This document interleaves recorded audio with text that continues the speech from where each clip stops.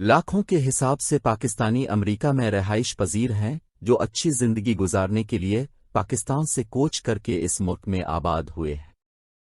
अच्छी जिंदगी से मुराद रुपए पैसे ले लीजिए, वो तो उन्हें मिल जाता है, मगर तरह तरह के मसाइल से दो चार होना पड़ता है।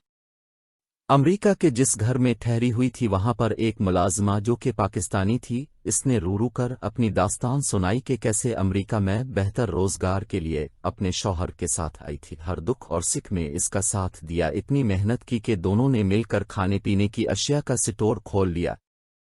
देखते ही देखते इसके दिन फिर गए, हालात इतने अच्छे हो गए कि बीवी ने स्टोर में जाना बंद कर दिया और घरदारी में मसरूफ हो गई थी। लड़के जो उन्होंने को थे अच्छे स्कूलों में पढ़ रहे थे कि अचानक मियां को क्या सूझी कि इसने दूसरी शादी कर ली। लेकिन बीवी को इस बात की खबर तक न होने दी, यहां तक कि उसे तलाक भी दे दी। एक रोज उसके बेटे ने मां से कहा, अम्मी आपको मालूम है कि डैडी ने दूसरी शादी कर ली है और आपको तलाक दे दी है। ये सुनकर इस खातून के होश जाते रहे। जांच पड़ताल की तो वाकई इसके शौहर ने इसे तलाक दे दी थी।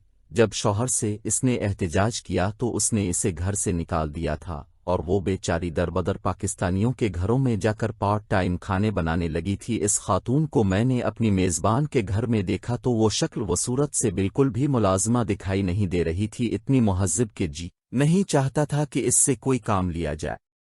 मगर इस बेचारी की रोजी का मसला था, मेरा जी कट कर रह गया था। मैंने इससे पूछा, जब इसने दूसरी शादी की थी तो हमें यहाँ की इंतजामिया से मदद लेनी चाहिए थी, यहाँ के कानून के मुताबिक आधा हिस्सा हमें जाना था। वो आंखों में आंसू भरते हुए गुआ हुई।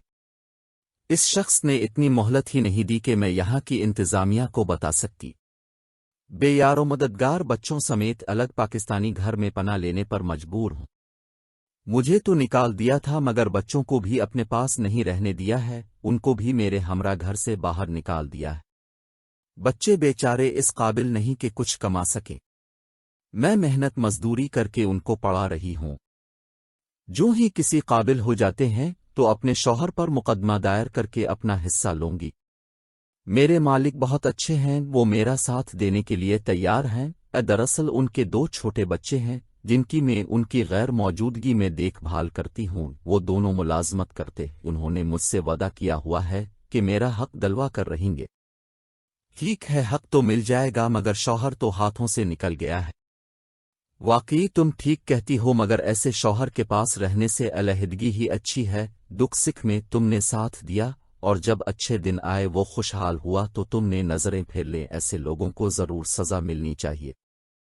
तुम अपने मालिक से इल्तिजा करती रहो और मुकदमा अभी दायर करो। पुरानी बात हो गई तो हो सकता है तुम्हारी सुनवाई ना हो। मेरी इस बात से वो दुख भरे लहजे से बोली, मैं जरूर मुकदमा करूंगी। काश मियां पर मैं कड़ी नजर रखती तो आज ये दिन देखना ना पड़ता।